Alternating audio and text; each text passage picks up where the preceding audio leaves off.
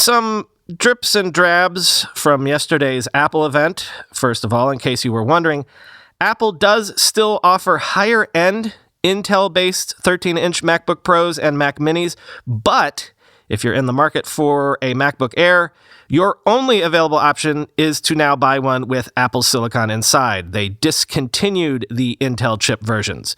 Also, specifically, the M1 13-inch MacBook Pro is now the entry-level MacBook Pro with those two Thunderbolt ports, starting at $1,299 and $1,499 respectively. But if you go up a couple categories, the configurations that start at $1,799 and $1,999 still have Intel chips inside, and those also have those 4 Thunderbolt ports.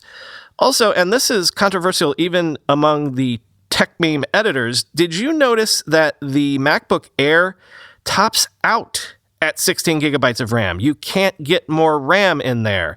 I mean, Apple made a point of talking about 4K video editing in the event yesterday, so don't you feel like 16 gigabytes is maybe too little to do any kind of 4K editing? Like the bare minimum to do 4K is 16 gigabytes, and even that might not be enough, at least in my opinion. But what about those M1 chips?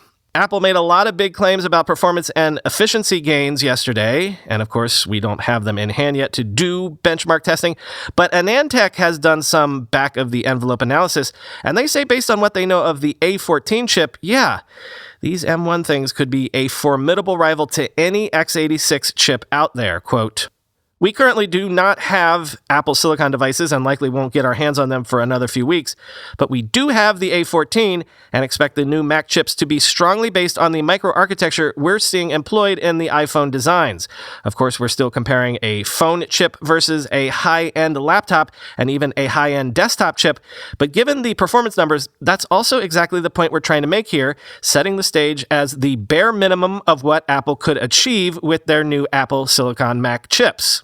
Whilst in the past 5 years, Intel has managed to increase their best single-thread performance by about 28%, Apple has managed to improve their designs by 198%, or 2.98x, let's call it 3x, the performance of the Apple IX of late 2015.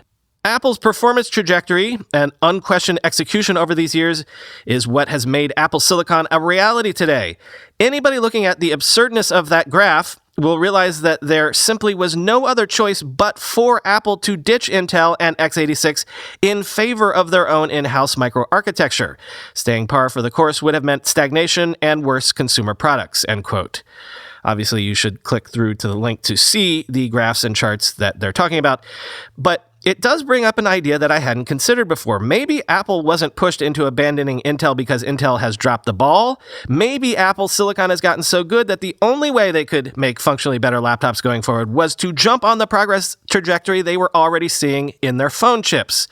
If I'm reading this right, AnandTech was analyzing a 5-watt iPad chip. The M1 has 35% more density and runs at 18 watts.